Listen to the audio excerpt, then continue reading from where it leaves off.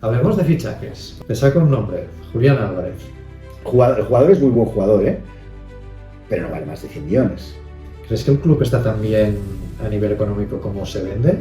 De hecho, al ganador de las elecciones se le entregó un dossier donde básicamente venía a decir que no había dinero para pagar a los empleados del club. Los equipos de campaña de los rivales pues decían a este que digan que es bartorrosellista. Digo, no, yo he estado con Sandro, pero yo de Barto me fui. Yo con Barto no he estado, al contrario, me cesó. ¿Cómo viviste esa ruptura entre Sandro y Joan Laporta? Me hubiera encantado que no se hubiera dado, porque los dos son dos números uno. En la época de Rosell, los fichajes, por ejemplo, se controlaban mucho, el coste del fichaje, el salario del jugador, las renovaciones. La época de Bartomeu es una época distinta, es una época mucho más atrevida, si tú quieres. Se va al mercado, se fichan jugadores por el precio que sea, se hacen las renovaciones de los cracks al precio que sea. Te voy a sacar el nombre de Leo Messi. ¿Tú crees que se podría haber quedado en el Barça? Yo creo que sí. Vamos, estoy convencido que sí. Apuesto a que todos los aficionados al fútbol han soñado alguna vez con vestir la camiseta de su equipo favorito. Habrán fantaseado con ser el entrenador que hace las alineaciones e incluso con ser el presidente que ficha a los futbolistas más deseados del momento. La persona que viene hoy a FMC Sports intentó que ese sueño de presidir el club de su corazón fuese real. Trabajó con Joan Laporta y con Sandro Rosell hasta que decidió presentarse a las elecciones para ser presidente del Barça. Toni Freixa, ¿cómo estás? Muy bien. Lo primero, agradecerte que hayas venido aquí al canal. Hoy, si te parece, hablaremos de muchas cosas del Barça, como persona que ha estado dentro del club, que ha intentado presidir ese club hasta en 2 ocasiones. Pero antes de eso, si te parece, vamos un poco más atrás y me gustaría saber qué es el Barça para ti. Bueno, el Barça es mi vida. El Barça, todos los que lo sentimos porque lo hemos vivido desde niños, pues es una parte fundamental de nuestra vida. Evidentemente la familia, el trabajo, los amigos también son importantes, pero el Barça te condiciona tu día a día, tanto los días que el equipo juega como los días que no juega, porque estás pendiente de todo y al final yo lo concibo incluso como una cultura, como una manera de vivir, como un conjunto de valores que te ayudan en tu día a día, ¿no? Tú de joven jugaste al fútbol, pasaste por varios equipos. ¿Cómo era el Toni jugador? Bueno, sigue siendo porque aún juego en un equipo de veteranos, aún jugamos la Liga de Veteranos de Cataluña y aún sigo jugando. Lo que pasa es que ahora ya se juega con otra mentalidad. Básicamente la mentalidad con la que se juega ahora es no hacerte daño y terminar el partido y luego tomar cervezas con los amigos del equipo, ¿no? Bueno, siempre he sido muy competitivo, con bastante carácter en el campo, con genio. Luego después fuera yo creo que soy distinto, ¿no? Pero sí, me ha gustado siempre ganar y me ha sentado muy mal perder. ¿Qué posición jugabas? De joven jugaba de extremo. Era más bien delantero, podía jugar de extremo, de media punta. Ahora ya estoy un poco más en el centro del campo y repartiendo por exacto, sin moverme demasiado, porque si me tengo que mover mucho, al final se paga. Supongo que también hay un momento que sueñas, ¿no?, con jugar en el Barça como jugador. ¿Tú también tenías ese sueño? Sí, bueno, todos los niños sueñan con jugar en el Barça.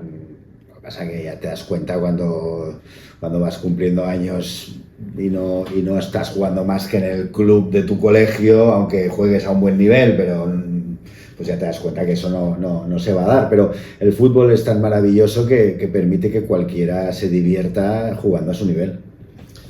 Acabaste teniendo otro sueño, que era presidir el Barça. ¿Cómo llegó a eso? Sí, nunca había tenido ese sueño, está bien dicho. Es algo a lo que se llega, así como para un niño querer ser jugador del Barça es una cosa que se siente de inmediato. Llegar a querer ser presidente del Barça es fruto de una trayectoria, de primero entrar en el club. Yo antes de entrar en el club nunca pensé que podía ser candidato a la presidencia del Barça, nunca. O sea que entras en el club, tienes la experiencia de gestión en la junta directiva, van sucediendo circunstancias y al final te encuentras, como me sucedió a mí, que casi era el paso, desde mi punto de vista, el paso natural. Ahora supongo que hablaremos, pero eso era el paso natural. Estaba saliendo de una junta directiva en la que habían pasado una serie de cosas y era o irme a mi casa o, ¿por qué no?, postularme como candidato a la presidencia, y fueron dos experiencias maravillosas. Ahora, echando un poco la vista atrás, ¿qué te hubiese gustado más? ¿Ser jugador y futbolista del Barça o ser presidente? No, hombre, jugador, sin duda. Es que no hay color, vamos, no hay color. Lo de ser futbolista. Yo siempre digo que cuanto más... O sea, yo quiero estar en el césped. Si no futbolista, entrenador. Si no entrenador, director deportivo. O sea, claro, esta gente tiene un perfil muy técnico, ¿no? Yo soy abogado, aunque creo que puedo hablar de fútbol con todo el mundo. Y luego al final ya pues está el palco presidencial y la junta, pero cuanto más alejado estás del césped, peor. ¿Qué tiene ese puesto de presidente que tanto atrae?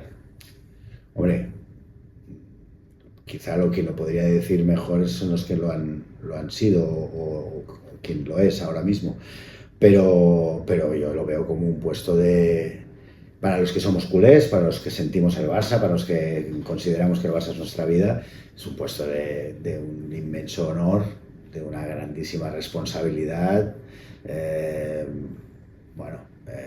Yo creo que para el que siente el Barça así es un premio y al mismo tiempo una gran responsabilidad, y a los que nos gusta asumir responsabilidades, pues un gran reto. El cargo también exige algún sacrificio personal. ¿Cuál dirías que estabas dispuesto a dar o a hacer para poder ser presidente? Todos. Estar en el foco, tener las espaldas muy anchas, aguantar las críticas, aguantar las críticas injustas, porque críticas siempre hay que aguantarlas. Pasa que hay mucha crítica injusta, hay mucha basura mediática que ataca por atacar, y eso es difícil de aguantar. Yo he convivido con 3 presidentes y he visto cómo llevaban eso, y unos lo llevaban mejor que otros, ¿no? Entonces, bueno, también es una cuestión de temperamento, aparte del sacrificio personal, familiar, de trabajo, de exposición pública, porque el presidente del Barça lo es las 24 horas del día, y cualquier cosa que haga, aunque no esté ejerciendo el cargo, le va en el debe, ¿no? Me refiero a cualquier comportamiento en público, en cualquier lugar de concurrencia pública, en un restaurante, en un concierto, conduciendo, en cualquier aeropuerto, o sea, en cualquier momento. Todo eso te obliga a tener unas determinadas formas y una actitud, pero yo creo que yo estaba dispuesto a todo eso, por supuesto. Ahora iremos profundizando en ese camino que decías y que te llevó a la consecución de presentarte a candidato. Antes, recordad que si os gustan este tipo de charlas, suscribiros al canal, activad la campanita para estar a la última de los vídeos que vayamos colgando aquí en FMC Sport. Si te parece, vamos a la etapa que empezó en 2003. Quizá debía empezar un poco antes, ¿no? Pero esa junta de Joan Laporta que acaba llegando al club, contigo a bordo, ¿cómo te llegó esa propuesta? Bueno, pues yo siempre digo que en la vida muchas veces consigues cosas sin pretenderlo, y simplemente por estar en el lugar adecuado, en el momento adecuado. O sea, yo no tengo ni tenía nada entonces mejor que muchos otros abogados de Barcelona, que yo es lo que soy, un abogado. Yo trabajaba en aquel entonces con Alejandro Echevarría en su despacho.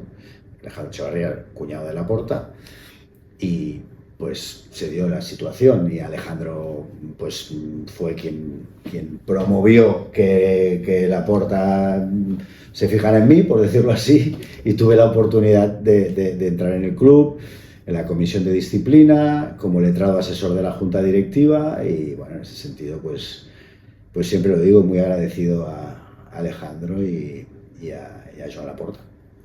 Era un momento convulso, porque veníamos de una época un poco oscura con Gaspar, ¿Cómo era aquel Laporta que llegaba con apenas 40 años a presidir un club como el Barça? Espectacular, era espectacular. Porque es que fíjate que yo tenía entonces 34 años, porque Laporta es poco mayor que yo.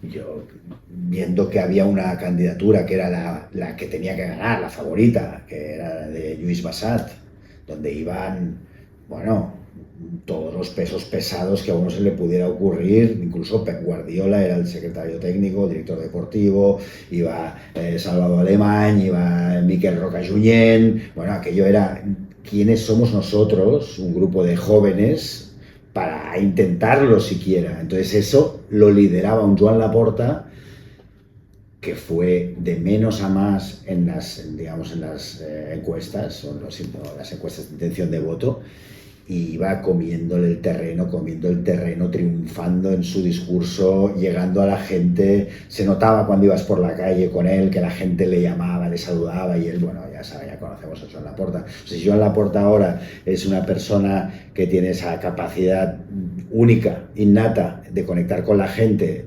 imagínate con 41, 42 años que tenía en aquel momento, 41, exacto, él es del 62. ¿Cuándo te das cuenta de que esa candidatura iba a cambiar el rumbo del club? Bueno, cuando ganas, cuando ves el resultado. ¿No lo veías antes? Yo no me acabé de creer que se ganaba. O sea, no tenía la experiencia tampoco que puedo tener ahora de lo que es el Barça, era mi primera experiencia. Bueno, yo ya había apoyado por Laporta también a la candidatura de Lluís Bassat del año 2000. Porque Laporta iba con Lluís Bassat en el año 2000 y en las elecciones que ganó el presidente Gaspar. Entonces sí que fue mi primera experiencia en este ámbito, ¿no?, de las elecciones. Pero en aquel momento, como Bassat era el favorito, incluso existía la candidatura de Jaume Llauradó, que sacó más firmas que Laporta. Laporta fue el tercero en las firmas. Pues claro, las firmas, que siempre son un poco un indicio, Bassat el primero, Llauradó después, y después Laporta. Era como, bueno, lo estamos haciendo bien, somos unos jóvenes que lo estamos intentando y muy bien, pero de eso a ganar, yo me di cuenta de que el club podía cambiar con la victoria, con el resultado electoral. Te lanzó un nombre, Ronaldinho. Sí. ¿Cómo fue la llegada de Ronaldinho? ¿Sabíais que podía ser la piedra angular de ese cambio también? Sí, bueno, esto es lo que intento transmitir. O sea, yo vivía en una sorpresa agradable continua. O sea, el hecho de llegar al club por primera vez y de repente, de no haber tenido ningún tipo de experiencia de ese tipo, a encontrarte en las oficinas del club, ver un montón de gente en la calle porque llega Ronaldinho y llega a las oficinas. Yo estaba allí, participé en la redacción del contrato, en los últimos flecos, en ese rato que estás en las oficinas mientras se prepara el texto del contrato. Tuve la ocasión de pelotear con Ronaldinho, hacer unos toques en un despacho, imagínate, o sea, un tío simpaticísimo que solo de verlo, ahora ya lo conocemos todos, pero su aparición era como, entre comillas, no sé, como si eran los Reyes Magos para un niño pequeño. O sea, es una cosa que solo te lo tomas desde el punto de vista de la ilusión. Y claro, Ronaldinho fue, pues eso. Yo creo que, exacto, como tú dices, la junta joven cambió el club, pero es que Ronaldinho fue una pieza fundamental. Te iba a decir si ese fichaje fue, o el nombre de Ronaldinho fue como el fichaje más transformador de la historia reciente del club, ¿no? Yo creo que sí. Y sin duda, porque lo has dicho muy bien. Veníamos de una época muy complicada, con 3 años de no ganar nada, con una situación económica también difícil. Y como, aunque vengan unos jóvenes con mucha ilusión, ¿cómo van a conseguir convencer a Ronaldinho? Que esto era lo difícil. O sea, ven a jugar al Barça, que hemos quedado sextos, que la gente no lo olvide. El Barça, la temporada 2002-2003, acabó la liga sexto. No tercero, cuarto, no, sexto. Y Ronaldinho, jugador del Paris Saint-Germain, lo pretendía el Manchester United, lo pretendía el Real Madrid, pero ahí había una figura en nuestra junta que era Sandro Rosell, que había convivido con Ronaldinho, que lo conocía perfectamente a él y a su hermano y que supo convencerlo y traerlo a Barcelona. Ahora hablaremos un poco de ese nombre que me has dicho, de Sandro Rosell. Pero antes, ¿cómo era trabajar dentro del Barça sabiendo que estabais transformando el club y que lo estabais saneando de alguna manera? Bueno, yo aprendía, sinceramente te lo digo, o sea, yo tuve el privilegio de estar en aquella junta, en aquel equipo de gestión, pero ahí los cracks eran Joan Laporta, Sandro Rosell, Ferran Soriano, Marc Ingla. Te cito estos porque creo, no sé si me estoy olvidando alguno. Otros hacían una gran labor en el área social, como Alfons Godall y Toni Rovira, el secretario era Xavi Cambra, Josep Cubells, pero si tú me hablas de gestión, yo te doy estos 4 nombres, que para mí eran pues 4 personas que venían con una experiencia profesional y con una capacidad de gestión y con un espíritu que nos contagiaban a todos. Yo era un abogado que tuvo el privilegio de encontrarme en el Barça y sí, creo que fui aprendiendo. Y de aquello a lo que estoy ahora, pues hombre, alguna cosa habré aprendido. Pero yo en aquel momento era un joven que entró a aprender. Llega un momento que tú no sigues el camino de Laporta y acabas formando parte de la candidatura de Sandro Rosell y José María Martínez posteriormente. ¿Cómo se dio ese paso?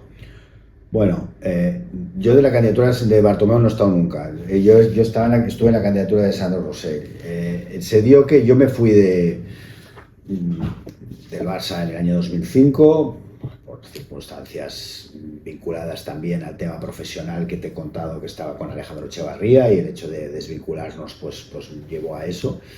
Coincidió entonces que pasaron 5 años, entre el 2005 y el 2010, en que no estuve en el club.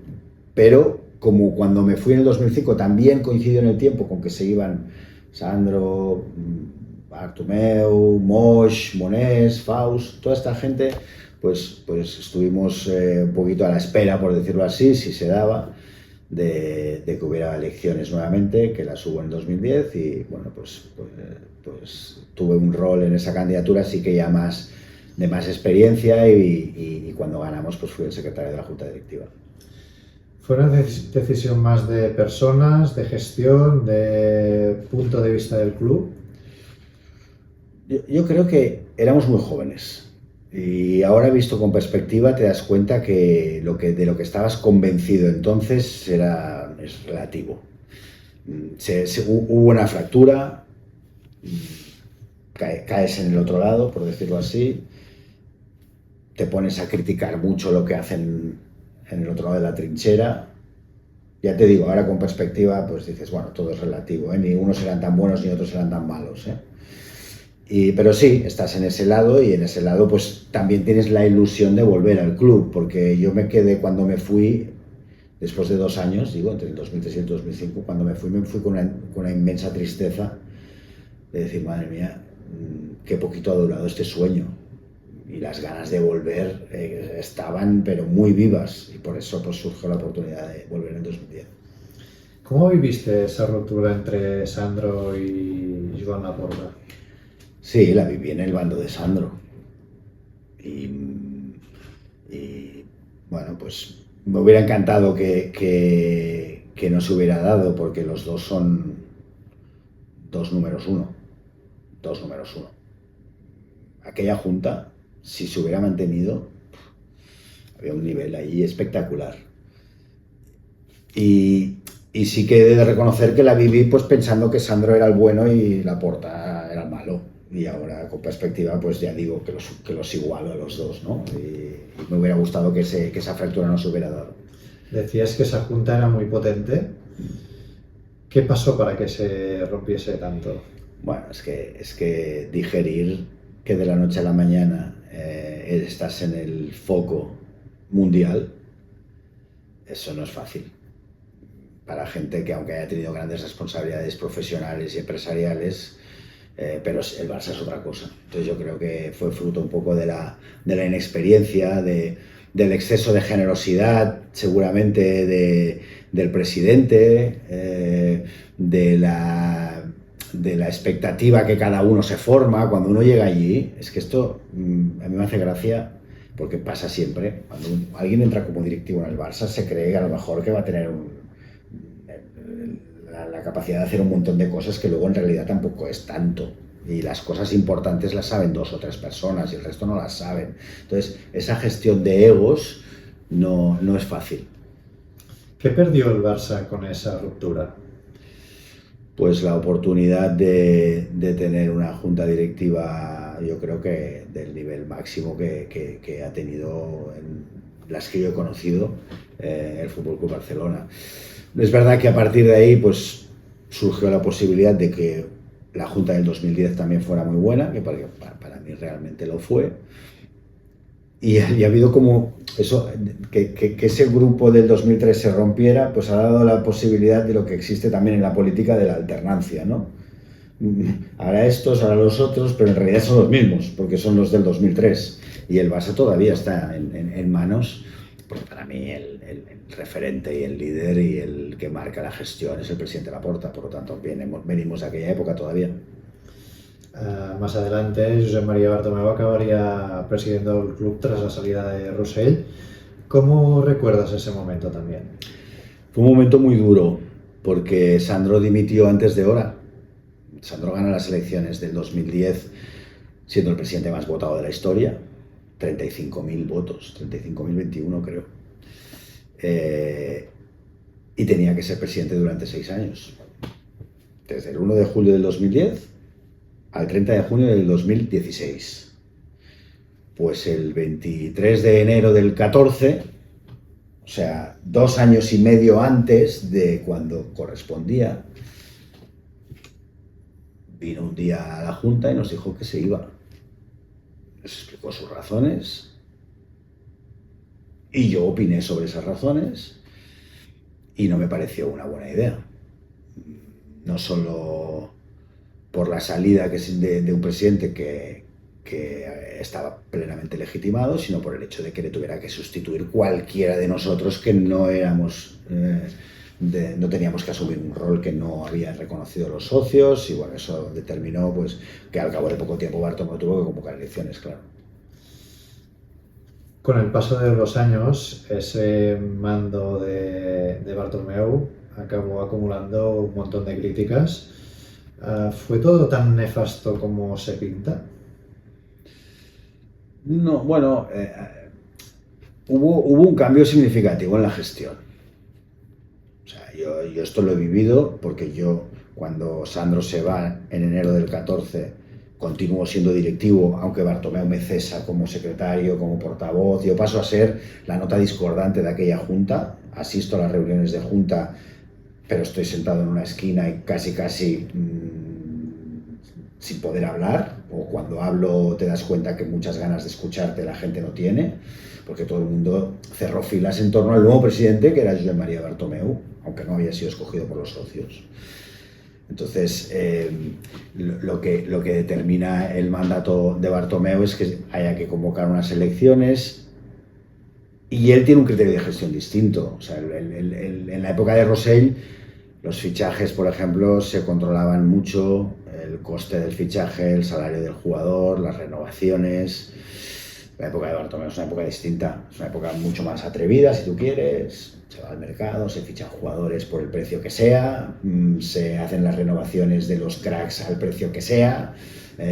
La convivencia Neymar-Messi genera renovaciones por un lado, renovaciones por otro lado. Cuando se va Neymar, el padre de Messi va a pedir que se le iguale con el dinero que había cobrado Neymar, y eso acaba generando una situación que sí, que el Barça llega a una facturación de 1.000 millones de euros, pero con un gasto elevadísimo también de 1.000 millones de euros.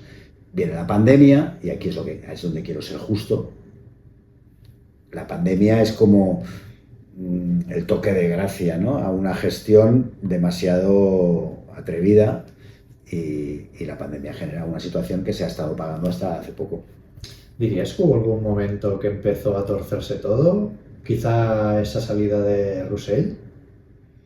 Bueno, es que el tema en aquel momento es que en el primer equipo del Barça jugaba un señor que llevaba el 10 a la espalda, que se llama Leo Messi.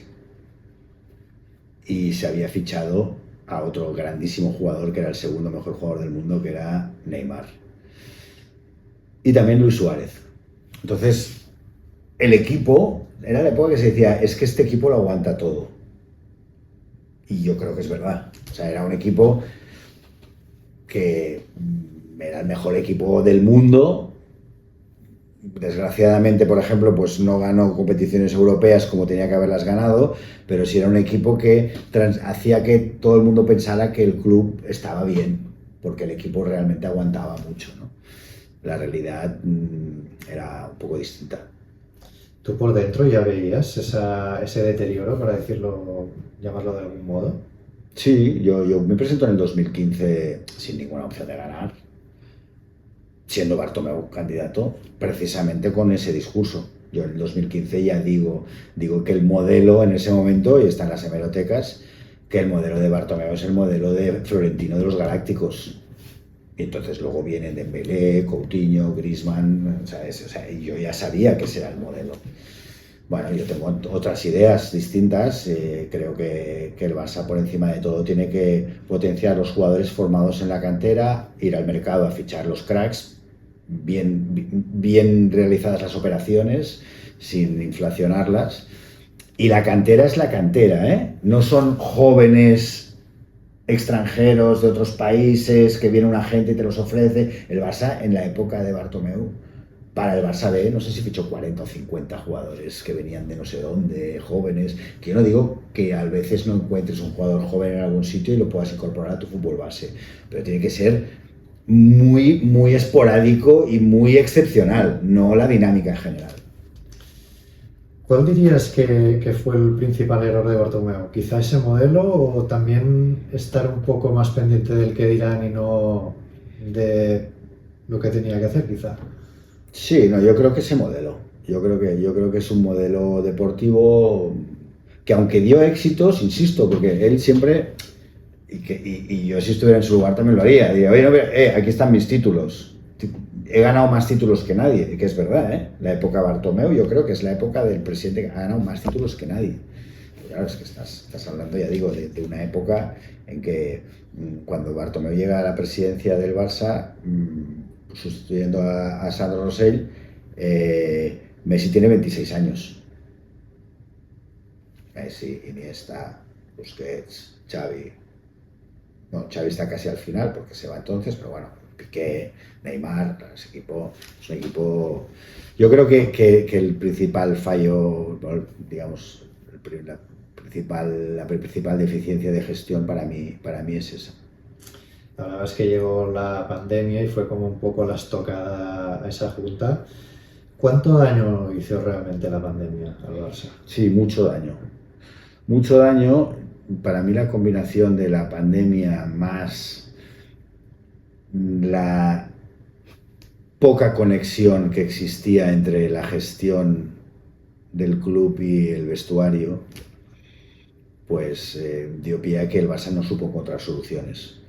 Hubo el burofax de Messi, que se quería ir, las negociaciones con los jugadores para rebajar sus condiciones retributivas costaron mucho, más de la cuenta. Fue un momento que hubo una clara desconexión, y vi a un presidente Bartomeu y una junta directiva que se quedó totalmente aislada, además con la injusticia de la pandemia, pero que se quedó totalmente aislada, e incluso hubo un voto de censura. De hecho, Bartomeu y su junta directiva dimiten cuando el voto de censura recoge las firmas necesarias, y para evitar que haya una votación. Hablabas de los jugadores, ¿no? Y esa, diría, quizá inevitable rebaja salarial. ¿Crees que los jugadores lo entendieron que debían hacer eso, o no lo acabaron de entender? No lo sé, porque obviamente no estuve allí. Yo lo contemplé desde fuera como algo que estaba costando. No sé qué se les estaba proponiendo, no sé si ellos se fiaban. El club había entrado en una dinámica en que allí no existía el no. Los jugadores iban a pedir una renovación y mejora del contrato y salían con la renovación y mejora del contrato. O sea, no hubo ninguno que se le dijera, oiga, mire, este señor no va a seguir. con el coste mediático que supone que un gran jugador, porque el Barça solo tiene grandes jugadores, en ese caso me estoy refiriendo a los grandes jugadores, pues no siga, ¿no? Nadie se atrevía a decir que no. Se instaló una cultura como que en el club mandaban los jugadores, incluso para fichar a un jugador había que preguntárselo a ellos. ¿Este jugador te parece bien que venga? No, este que no venga. Yo lo sé porque, aunque no estaba dentro del club, tengo amigos que me lo contaban. No, es que este jugador no lo hemos traído porque tal jugador no lo quiere. ¿En serio? O sea, ¿mandan los jugadores entonces? Yo creo que es un poco el problema de aquella época. ¿Qué habrías hecho tú distinto si hubieses sido presidente ¿En qué época? en ese momento? Bueno, en ese momento además había también una circunstancia que condicionó mucho la gestión y por eso hay que irse quizás a un detalle que no es futbolístico, pero que condicionó mucho a efectos de que la Junta no tuviera apoyos, que fue el 1 de octubre del 2017. Ese día, con todo lo que pasó en Cataluña, con el referéndum, el Barça jugó un partido a puerta cerrada, cuando desde el Palau de la Generalitat se pedía que se negaran a jugar. Como no se negaron a jugar, porque la junta directiva bajó al vestuario a preguntarlo, nuevamente fueron los jugadores los que decidieron jugar. Yo creo que Bartomeu entonces se quedó más solo que nunca. O sea, por si no lo estuviera, se quedó absolutamente solo. Entonces, claro, tú me preguntas, ¿tú qué hubieras hecho? Es que ya es meternos en circunstancias que son incluso no deportivas. Pero yo ya digo, el club tiene que ser gestionado con excelencia deportiva, con gente que sepa mucho de esto y que tenga muy clara que la filosofía del Barça es filosofía de formación de talentos en casa, fieles a nuestra idea, con un entrenador fiel a nuestra idea, y a partir de ahí, pues claro, tienes que tener el necesario acierto. Si no tienes una política deportiva adecuada y si no estás acertado en la política deportiva sin salirte de la idea, en todo lo demás vas a navegar seguro. Luego te preguntaré si ahora tenemos esa política acertada o no, pero te voy a sacar el nombre de Leo Messi. ¿Tú crees que se podría haber quedado en el Barça? Yo creo que sí. Vamos, estoy convencido que sí. Si no sucedió, pues fue porque recién llegada la nueva junta directiva y con el susto en el cuerpo de encontrarse un club con las dificultades que tenía, pues precipitadamente tomaron una decisión equivocada. Te lo pregunto un poco diferente. Si Toni Freixa hubiese ganado las elecciones de 2021, ¿hubiese seguido Leo Messi? Yo ya lo dije en las elecciones, para mí era una cuestión de muy fácil solución, no entre Leo Messi y el presidente, que también, porque al final es, yo quiero que te quedes, Leo, ¿tú te quieres quedar? Sí, me quiero quedar, perfecto, ya está. Entonces, como queremos los dos que te quedes, ahora va a venir el responsable económico y financiero del club y tú también tendrás a alguien que vaya a llevarte este asunto. Vamos a ver en qué términos te puedes quedar. Seguramente en los que hasta ahora has tenido, no. Ya te lo digo. Pero igual en otros, si los aceptas, sí. Si de esa conversación hubiera salido la fórmula, que estoy convencido que sí, porque Leo se quería quedar, Leo hubiera continuado en el Barça. Mucha gente sigue sin entender qué ocurrió ese verano, porque se vendió como que iba a renovar y al final de un día para otro, de la noche a la mañana, acabó haciendo las maletas. Yo creo que ahí tiene algo que ver el fondo CVC, la Liga, todo eso estaba vinculado a una validación de la Liga, contando con que el Barça suscribía esa financiación, cosa que al final no hizo porque Real Madrid y Barça se desmarcaron. Entonces, ante esa falta de musculatura que le podía proporcionar esa operación con CVC y la guerra con Tebas, yo creo que influyó. Pero vamos, eso es una sensación que tengo, ¿eh? A mí nadie me ha contado eso. Ahora casualmente con Tebas somos muy amigos en el club, que también me parece bien, ¿eh? De hecho, creo que desde el Barça debemos intentar tener buena relación con todo el mundo. ¿Crees que Joan Laporta infravaloró esa situación y hizo todo lo posible para retener a Messi? Sí, en su foro interno él quería retener a Messi, estoy convencido de ello. Lo que pasa que se encontró en una situación con una serie de circunstancias alrededor. También pensó que el hecho de que Messi continuara en el Barça también tenía sus inconvenientes. Messi al final te lo condiciona todo. O sea, tener a Messi en el vestuario no es lo mismo que no tenerlo.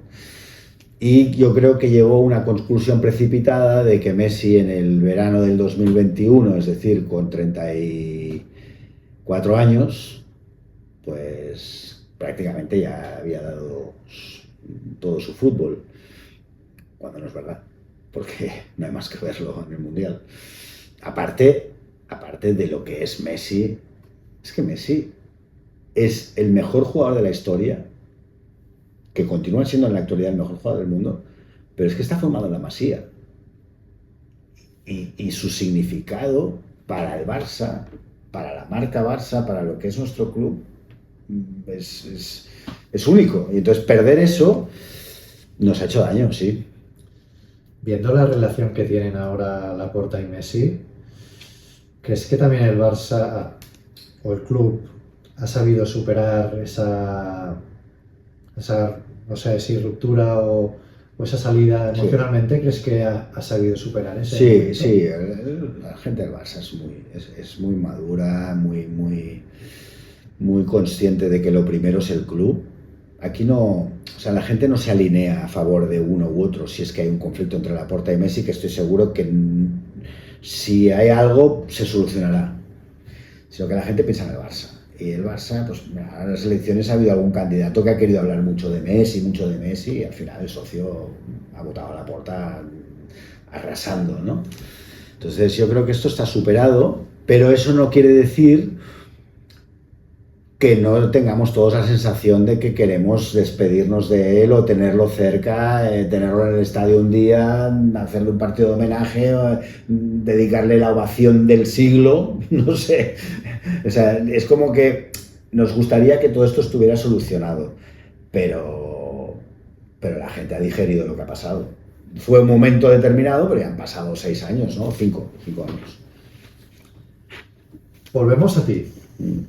Y es 2015, decías que para ti fue como un paso natural, sí, venir de esa junta de Sandro y presentarte tú como candidato. ¿Qué es lo que te motivó? Sí, me motivó no el hecho de que pudiera ganar, que era obvio que no lo iba a hacer, sino el hecho de poder trasladarle al socio una manera de ver el club después de haber tenido la experiencia de verlo con Laporta, con Sandro y ese año y medio un poco desagradable con Bartomeu, y decir, oye, pues está claro que con él no voy a seguir, me tendría que ir a mi casa, pero por lo que siento por el Barça, por lo que creo que puedo ser útil y por mi experiencia, pues acompañado de un grupo de amigos, de socios del Barça que creyeron también en esto, que esto también es una cosa que quiero decir. Cuando alguien se presenta, no se presenta solo, se presenta con un montón de gente que también cree en la idea, porque si no te siguiera nadie, no te puedes presentar, ¿no? Entonces, en aquel momento, un grupo de gente que teníamos también la experiencia de gestión y otros que nos apoyaban, pues pensamos que era una buena idea. ¿Cómo se prepara una candidatura a la presidencia del Barça? Es bastante natural. O sea, de la nada no lo vas a preparar. Si lo tienes que hacer de la nada, olvídate.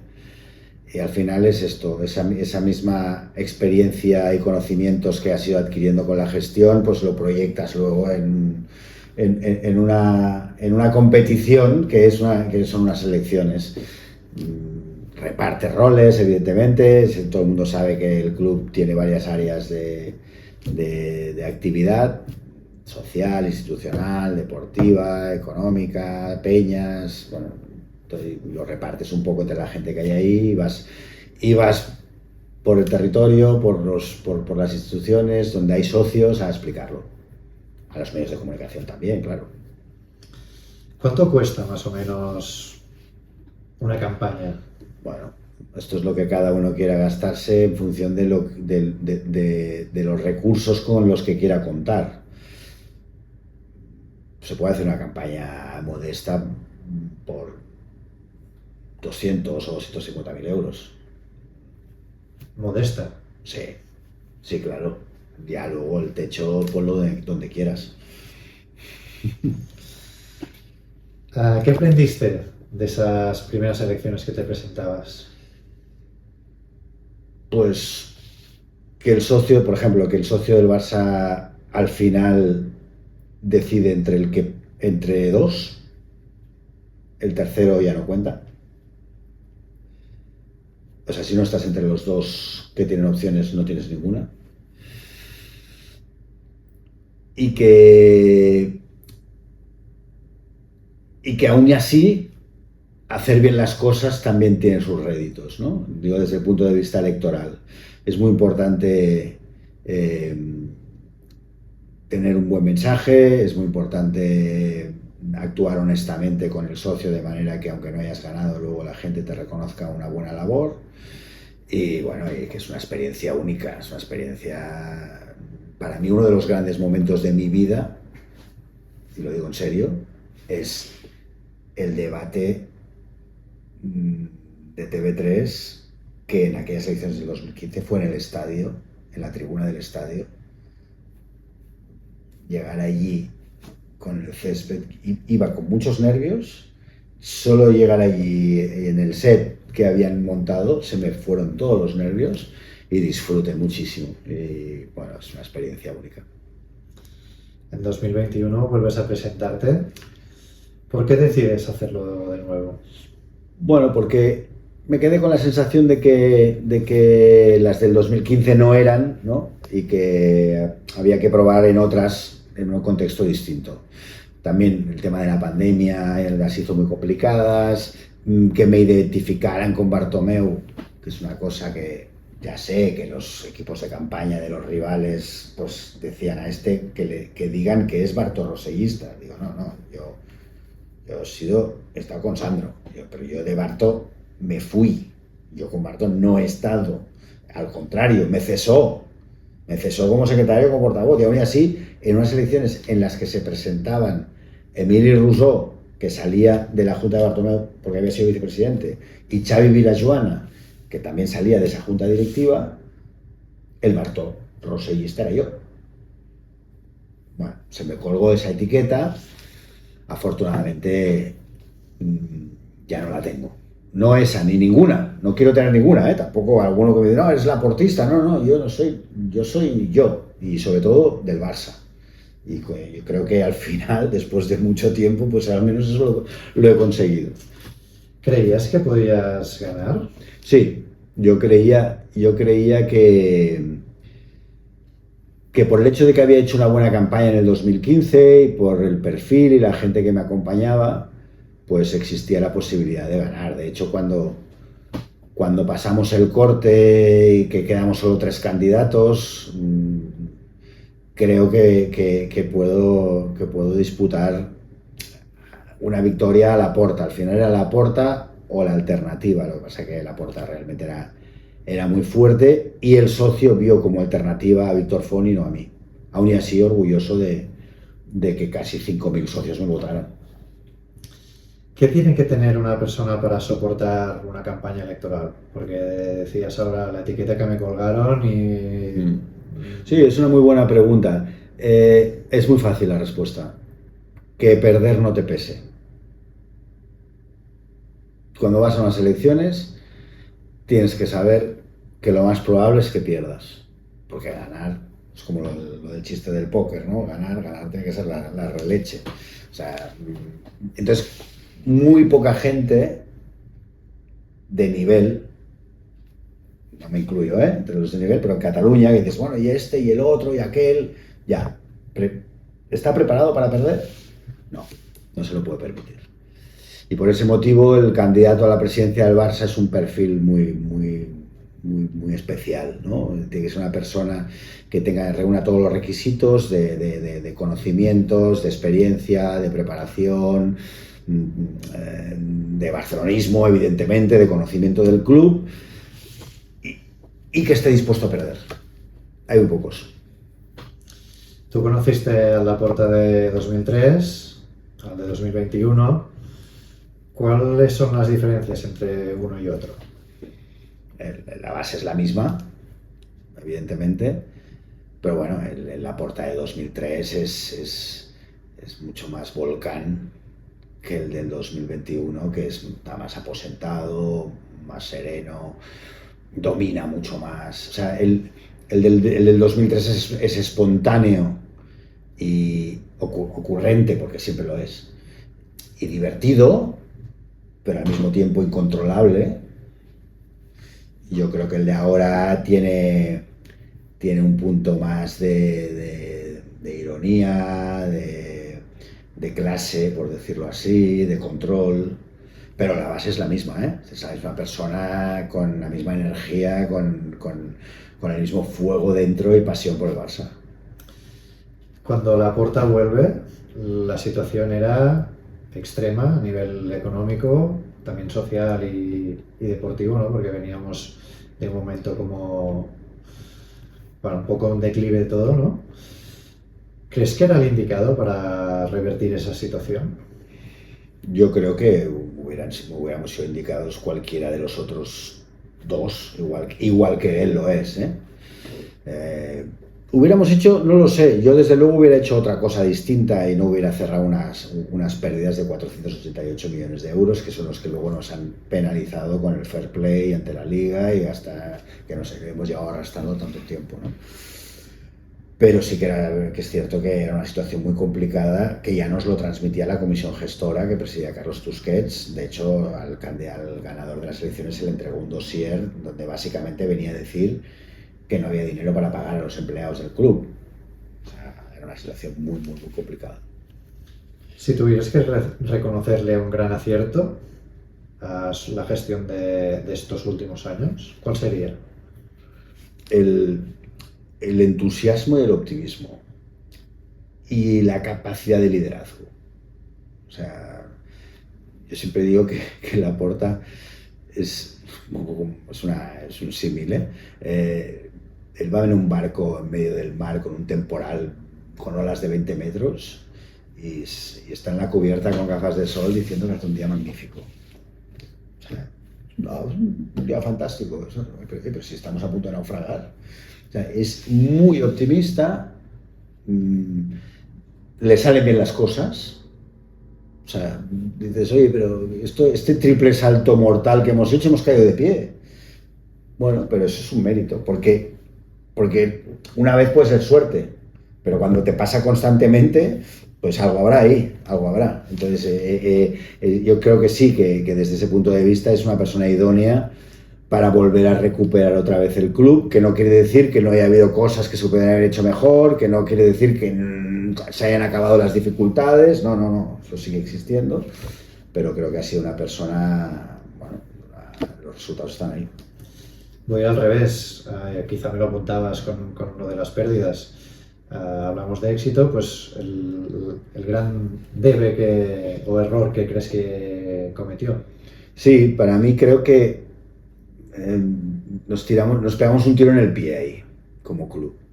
Entiendo que debe haber unos motivos para hacerlo, exceso de celo, una voluntad de marcar una distancia clara entre el antes y el después, pero claro, que el ejercicio es suyo.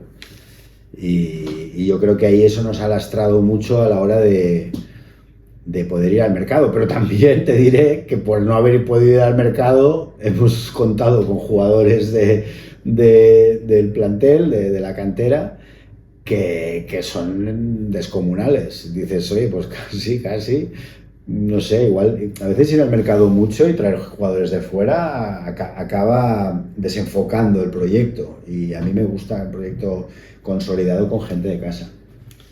¿Crees que el club está tan bien a nivel económico como se vende?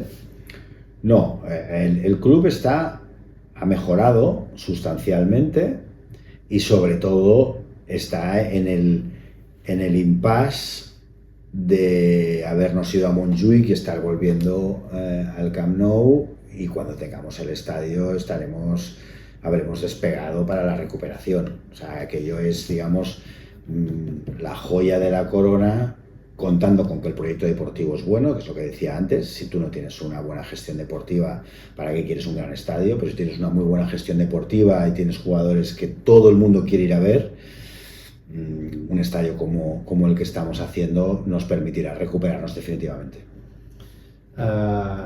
El tema del fair play, tú lo apuntabas antes de que llevamos muchos años con la dichosa cancioncita de que si entra las reglas, el 1-1, bla, bla, bla. ¿Eso está castigando especialmente al Barça per se o es porque no se ha hecho una buena gestión?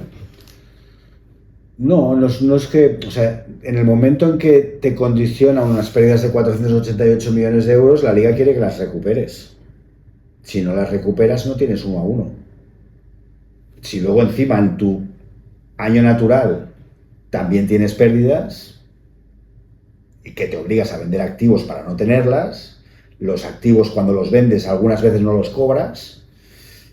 Claro, también pasa esto, que vienen unos señores, te compran un activo, pero al final a la hora de verdad, cuando llega el momento de pagar, no pagan. Entonces mucha gente dice, bueno, es que esta venta es simulada. No, simulada no es. Tú cuando vendes se supone que aquel que te ha dicho que te va a pagar, pero luego al final resulta que no es así. Todo esto la Liga lo controla mucho y bueno, pues hemos ido teniendo muchas dificultades. Tanto es así que hemos tenido que inscribir a algún jugador como medida cautelar, con una disputa en la que ha tenido que intervenir el Consejo Superior de Deportes, pero todo eso se ha llevado con optimismo y con convencimiento de que se estaban haciendo bien las cosas y con la ilusión de que salieran bien. Y yo creo que han salido bastante bien.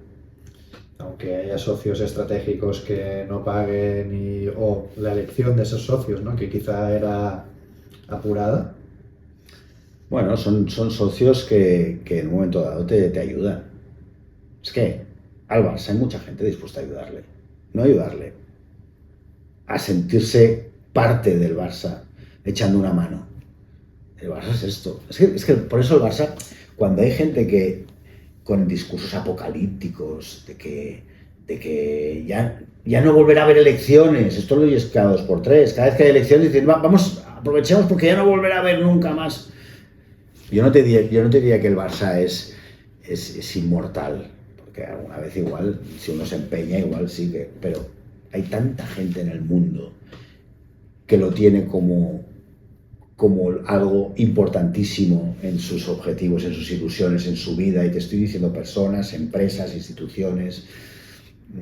Hay mucha gente que quiere formar parte del Barça y que quiere echar una mano en lo que sea. Entonces, al final, aunque estemos mal, nunca estamos cerca de lo que mucha gente cuenta. De hecho, el que está montando a ser socio anónima deportiva es otro.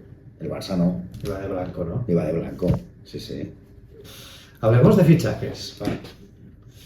Te saco un nombre, Julián Álvarez. Muy buen jugador. ¿Es una operación realista o no? Es una operación, no quiero criticar porque no estoy metido en ella, pero sí te diré que a mí nunca me han gustado las operaciones que se retransmiten. O sea, que estás todo el día. Llega un momento que la gente se cansa. A mí me gustan las operaciones que nadie espera y de repente, oye, hemos fichado a este jugador. Oye, fantástico. Ya sé que a veces no se puede, porque hay intermediarios y hay terceros que tú no controlas y la prensa trabaja y al final se te puede escapar. Digo, el secreto. Yo creo que estamos llegando a un punto ya de cansancio con este jugador. Ya, con la operación me refiero, Atlético de Madrid diciendo que sí la cláusula, pero el jugador ha salido diciendo que se quiere ir, el Barça lógicamente diciendo, bueno, yo te mantengo esta oferta pero no para siempre porque llegará un momento que me cansaré, no sé. El jugador es muy buen jugador, pero no vale más de 100 millones. O sea, 100 millones es el tope. Esa es mi opinión. Te iba a preguntar por el precio, pero ya me lo dices, que más de 100 millones no. 100 millones. Si dependiera de ti, ¿harías esa operación? Es que ahora mismo no depende del Barça, ni por lo tanto no dependería de mí. La oferta la mantendría. Yo lo que haría, ya lo dije en su momento, teniendo en cuenta que Julián Álvarez no quiere ir a otro sitio que el Barça que el Atlético de Madrid no tiene otra oferta por mucho que vayan contando. Yo no he visto ni la prensa inglesa ni la prensa francesa hablando del interés de ningún club inglés ni del PSG por Julián Álvarez. Ellos cuentan que tienen otras ofertas porque les interesa contar eso a ver si el Barça pica. El Atlético de Madrid no tiene otra oferta. Julián Álvarez solo quiere ir al Barça. Por lo tanto, yo le diría al Atlético de Madrid, mi oferta de 100 millones de euros se acaba tal día. A partir de ese día voy a ofrecer menos. Y si eso determina que Julián no viene, pues ya vendrá otro. No pasa nada. Hacemos un poco de ficción también. Si fueses presidente, ¿a quién ficharías? ¿Sería ese nombre, Julián, o quizá otro? Bueno, yo, si fuera presidente, tendría un director deportivo en el que confiaría 100%. Deco me parece muy confiable, y tendría una conversación con Deco y con el entrenador. O sea, no sería un presidente que me hace ilusión, por decirte algo, Haaland, aparte de que es infichable. Y voy a fichar porque soy el presidente, ¿no? Entonces se habla, se ven las necesidades, pero no obstante te diré que el Barça tiene un gran equipo. No quiero decir que no haya que fichar, ¿eh? Siempre hay que fichar, y además el fichaje genera ilusión y es importante, la gente se ilusiona con fichajes y hay que traer siempre caras nuevas. Pero no estamos en una situación de urgencia, de cambiar el equipo, no, tenemos un equipo muy solvente que tiene que seguir siendo el año que viene, no quiere decir que porque lo sea lo va a ser siempre, el entrenador tiene su trabajo, los jugadores, todo esto, perfecto. Y los fichajes que vengan, pues que sean las piezas que la dirección deportiva y el entrenador determinen. Te cambio de tema. Caso Negreira. ¿Cuál crees que es la mayor mentira que se ha contado de este caso? La que cuentan desde Madrid, atribuyendo los éxitos del Barça a este episodio. Esa es la gran mentira. Esa es la mentira que les sirve a ellos para tapar lo que ellos sí son. Es una lástima. Mira, el caso Negreira, yo reconozco que es algo que requiere explicaciones. Es obvio. Pero con el ansia que tienen allí en atacarnos, en difamar, en atentar contra nuestro honor, en intentar desprestigiarnos, es que no nos dan el tiempo necesario para ese debate interno. Ellos han querido que en el debate sea la corrupción deportiva. No hay corrupción deportiva. Sí que la ha habido en España y la sigue habiendo, pero no es nuestra. La hay sistémica. O sea, de lo que es un país que se llama España, que tiene una capital que se llama Madrid, donde está el poder. Ahí está la corrupción. Que no quiere decir que haya dinero por en medio, pero sí que hay corrupción en el sentido que hay desigualdad. Ellos han querido que el debate sea la corrupción. Pues chicos, no nos dais tiempo a que nos pongamos a hablar internamente de lo que realmente ha sido esto, porque hay muchas preguntas por contestar. Yo como directivo tengo muchas preguntas por contestar, pero no ha habido tiempo. Cuando nos dejen tranquilos, que ya llegará el momento en que nos dejarán tranquilos, pues seguramente sí que internamente alguien tendrá que explicar cosas. ¿Crees que el Barça ha sabido explicar bien todo este mapa Negreira o caso? Sí, lo único que podemos es defendernos. Estamos todo el día defendiéndonos. Hace 3 años y medio que está esto en los medios de comunicación y lo único que hacemos es defendernos. Cuando acabe todo esto, pues ya hablaremos de otras cosas. Y creo que sí, que el Barça lo está haciendo bien. A algunos se le tendría que dar algún susto. De hecho, ahora se le ha puesto una denuncia al presidente del Real Madrid, cosa que me parece muy bien, un acto de conciliación, previo a una querella, que ya veremos si es por calumnias o por injurias graves. Porque claro, o sea, llegar al extremo o sea, cuando vamos al Bernabéu les metemos unos meneos espectaculares y resulta que es Negreira. Vale, pues es Negreira. Es de locos, vamos. Como abogado de profesión, ¿crees que esto tendrá consecuencias deportivas para el Barça? Ni las tendrá penales, ni las tendrá deportivas.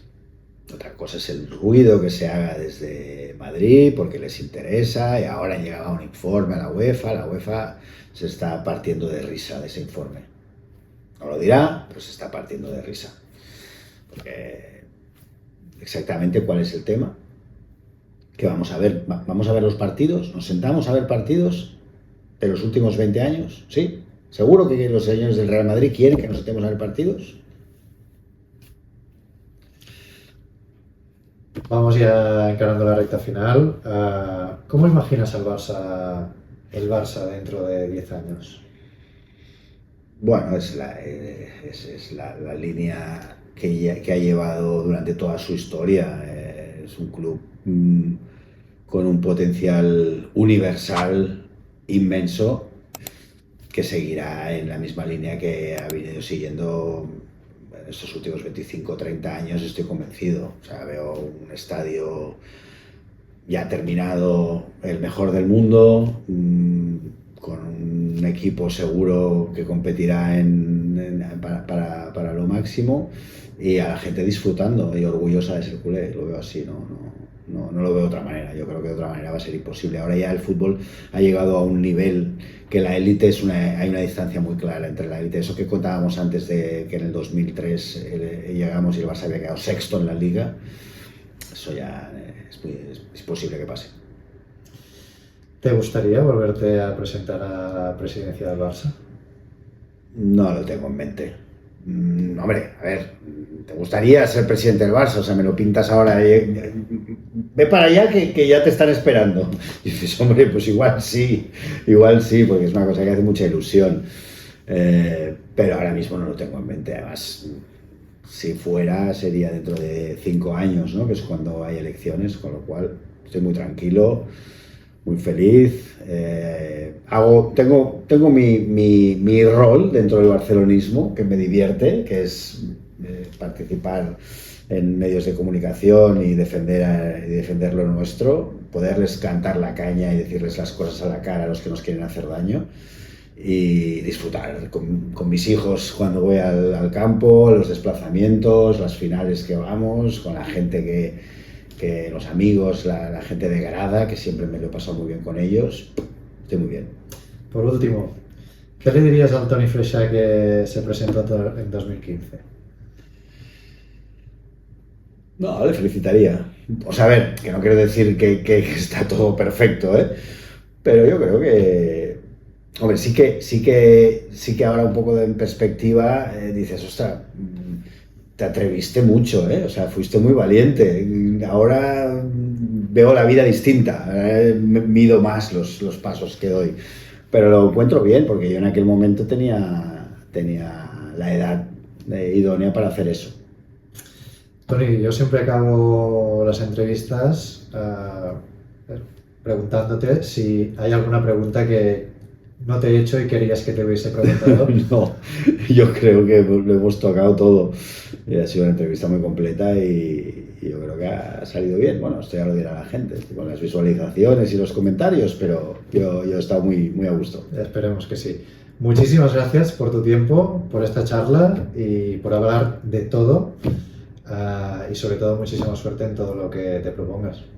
Muchas gracias a ti y también mucha suerte con el podcast. Muchas gracias. Ya lo sabéis, si os ha gustado esta entrevista, dadle like, dejadme vuestros comentarios aquí abajo y nada, lo que os digo siempre, estad muy atentos porque en FMC Sport se vienen más cositas. Hasta luego.